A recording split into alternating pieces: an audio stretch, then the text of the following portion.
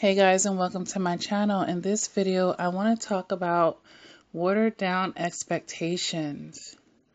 Watered down expectations, because as we deal with the narcissist and we go through cycle after cycle after cycle, what typically is happening is the love bomb stage is getting shorter and shorter, and they are managing down your expectations over time.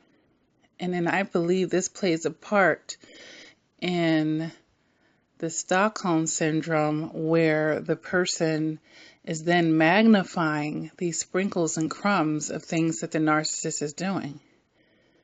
You know, it's kind of like a sexless marriage. Then all of a sudden you guys are having sex once a month. You know, it may seem like a lot if you hadn't had sex in months, you know what I mean? And then you start breaking that down. Okay, now we're doing it once every 2 weeks. And it's like when you're getting when you've been starved for it, it's magnified. So the narcissist definitely does this, and they do that on purpose because they never intended on love bombing you forever, guys. That wasn't the plan. The love bomb's purpose is just to reel you in. But they know their true nature is to get as much as they can for as little as possible, as little as effort as possible, basically.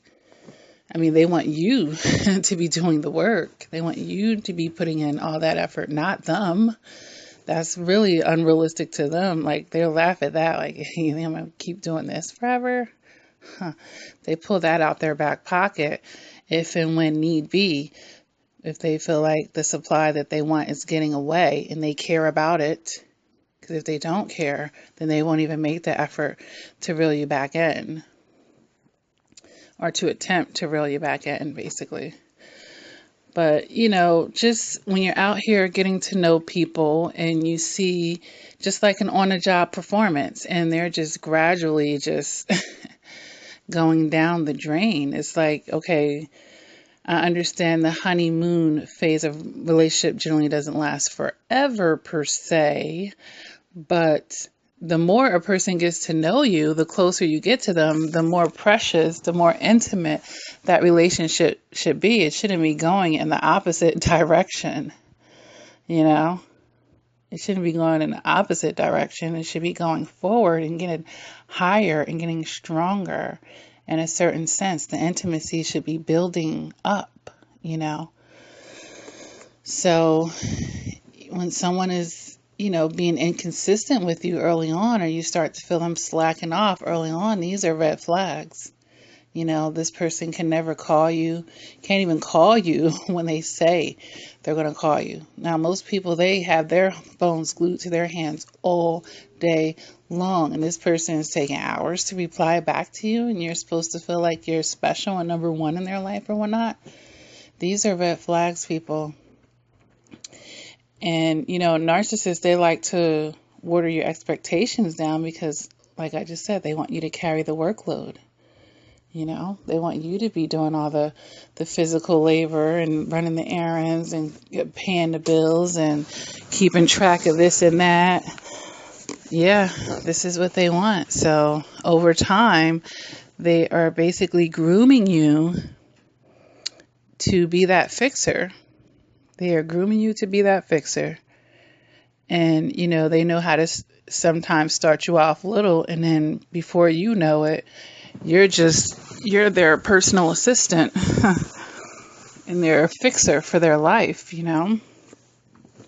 So, and I'm talking about the lower range narcissists that typically are always financially unstable and whatnot. So just, you know, keep your eyes open when you're dealing with people. And, you know, it may not start out monetarily, but just, can they be consistent? Consistency. Okay. All right, because they can be consistently messing up as well, but can they consistently do the right things? Can they consistently meet your standards? And not all this up and down stuff. This is what, you know, starts the making of these trauma bonds when your relationship is this roller coaster ride. All right, just a little thought here about that and how the narcissist definitely tries to water down expectations. And then when they sprinkle a little crumb, you feel like, whoa, because you're not used to it and it should be standard. You know, it's kind of like a guy who may buy his girl flowers once every few years, like compared to someone who's getting them all the time, you know? And it seems so special perhaps because he never does it. So just be mindful, guys. We don't want to fall in the same traps, but just be mindful as far as the people that may have to still deal with the narcissist, so you could just peep the game.